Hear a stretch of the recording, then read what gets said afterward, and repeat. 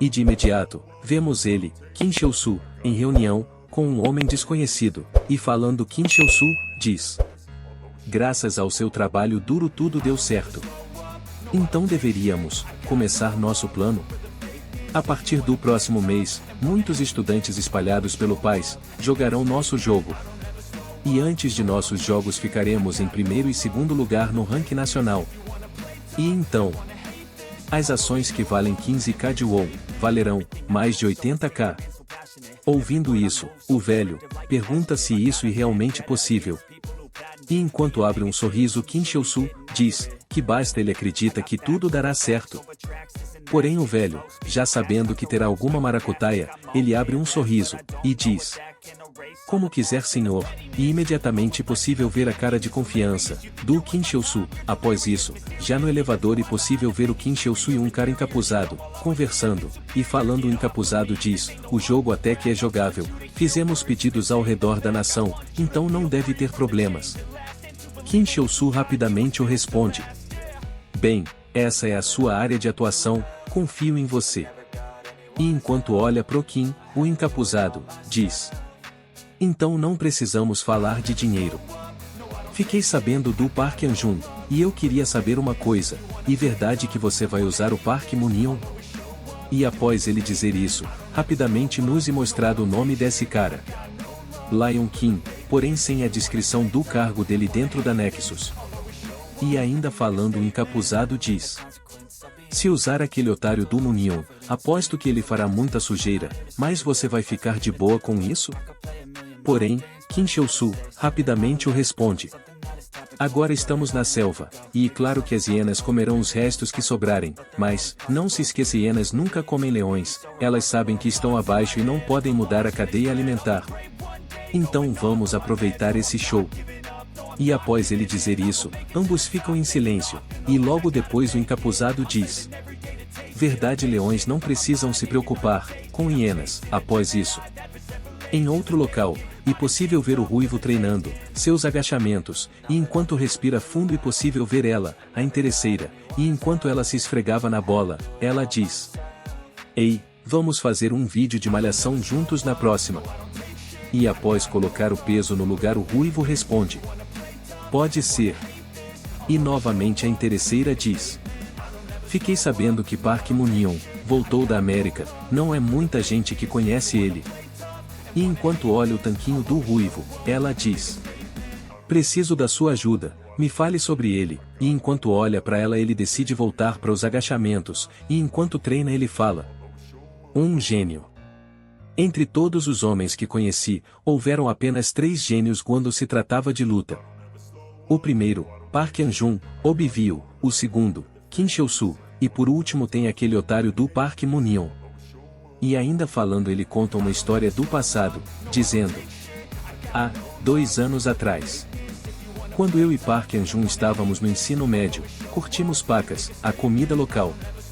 E ninguém chegava perto da nossas áreas. Nem a Nexus. Mas após alguns meses, e mudando de local para o colégio, e possível ver o ruivo sentado, e enquanto mexia no celular, rapidamente, um de seus colegas o chama a atenção e diz: Dong Jion, ouviu as novas, tem um estudante transferido, um americano, que inclusive, arregaçou o 3º ano no primeiro dia. O ruivo rapidamente fala: no primeiro dia, no colégio Kangmun. Já, em outro local, é possível ver 2 homens em pé, e alguns homens tirando um cochilo no chão. E rapidamente, possível ver ele Park Munion. E ainda falando, o ruivo diz: quando Park Munion veio à nossa área, muita coisa mudou, pois Park Munion colonizou todas as escolas da área. E naquela época, foi ele que fez as escolas se confrontar entre si, para decidir os rankings. E então ele começou a humilhar feito louco as escolas, que ficaram em rankings baixos. Mas ele fazia isso, não era porque ele tinha um plano, mas sim porque ele gostava de fazer isso. Alguns dias depois, no colégio, todos os alunos só falavam que o Park Munion tinha colonizado todas as escolas da área, e um deles fala que só estava faltando uma escola, e um dos alunos se pergunta a outro aluno dizendo: Ei, você acha que nossa escola vai ficar bem?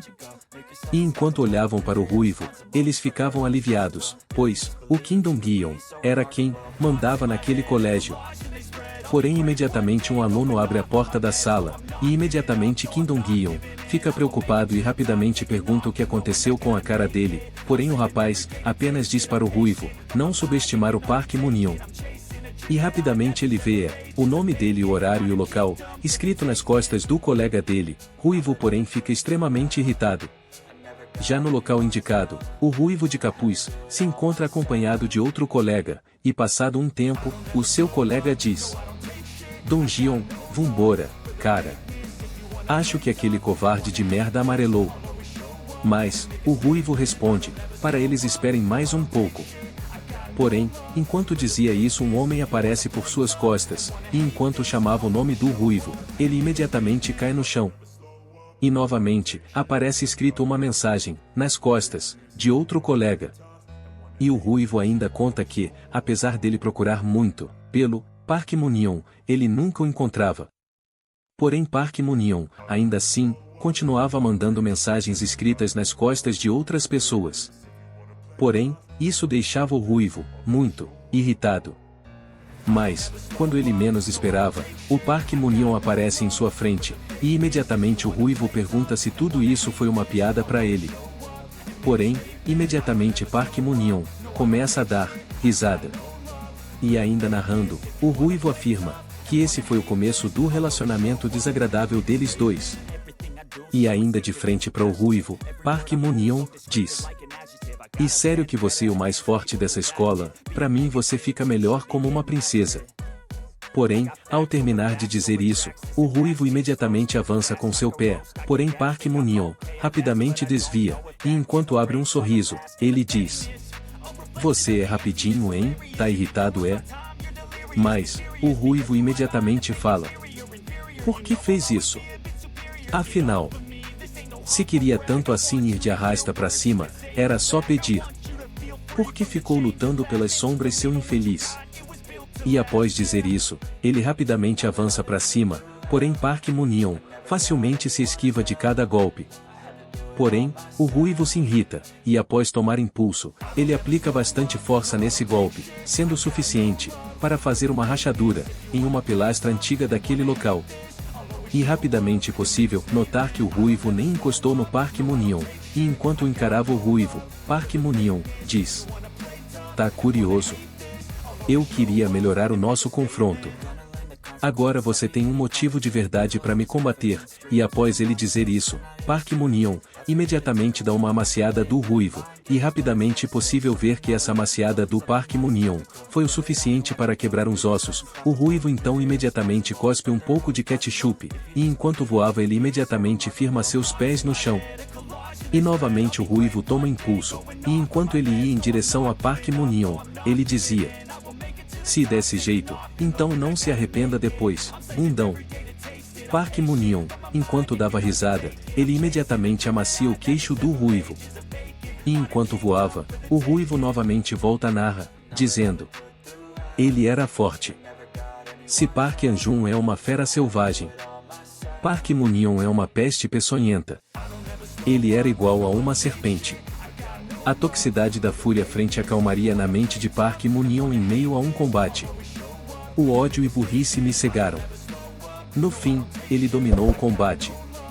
E pois ele dizer isso, imediatamente possível ver o Park Moon-yeon amaciando a barriga do ruivo com muito carinho.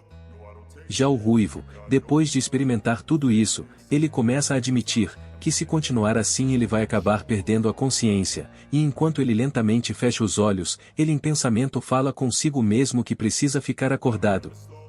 Park Moon-yeon, por outro lado, se preparava para desferir seu golpe, porém o ruivo rapidamente desvia, deixando assim Park Moon-yeon admirado, mas o ruivo rapidamente prende ele com sua perna. Park Moon-yeon porém não gosta nada disso, e imediatamente dá uma leve cotovelada nele. O ruivo, apesar de sentir essa macetada, ele imediatamente agarra o cabelo do Park Moon-yeon, e rapidamente dá uma cabeçada, fazendo assim, Park Moon-yeon fica incrédulo no que o Ruivo acabou de fazer. E irritado ele, manda o Ruivo para longe, e imediatamente limpa sua boca, de todo o ketchup que saiu de sua boca.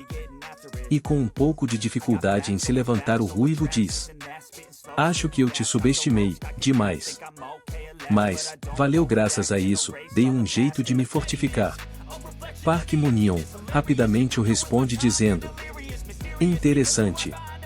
Eu posso te dizer o mesmo. E enquanto os dois calmamente se olham, rapidamente avançam. Porém, após passar um tempo, os dois ainda estão macetando um ao outro.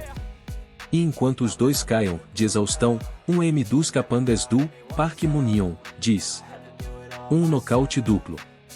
Porém rapidamente os dois, novamente se levantam, e enquanto os dois tomavam um pouco de fôlego, ele se surpreende, com o barulho de uma viatura da polícia. Os capangas do Park Moon-yeon rapidamente gritam: é a polícia, alguém nos delatou, vamos correr. E enquanto isso, os dois ficam parados, e enquanto passava a mão na boquinha, Park Moon-yeon, em pensamento diz: e eu achando que seria moleza, mas esse cara não é normal. Então rapidamente, Park Moon-yeon chama a atenção do Ruivo, e diz: acho que devíamos botar o combate na geladeira. E enquanto encara o Ruivo de canto de olho ele diz: na próxima minha fúria será implacável, e você certamente perderá. O Ruivo porém não diz uma só palavra. Já no outro dia, enquanto andava com o Park An-jun, o Prota rapidamente diz que soube dos rumores, e enquanto olhava pro Ruivo ele fala: quer que eu amacie ele pra você? Porém o Ruivo diz: aquele pirralho, ele quer dominar o lugar todo, em algum momento, você vai ter que arregaçá-lo.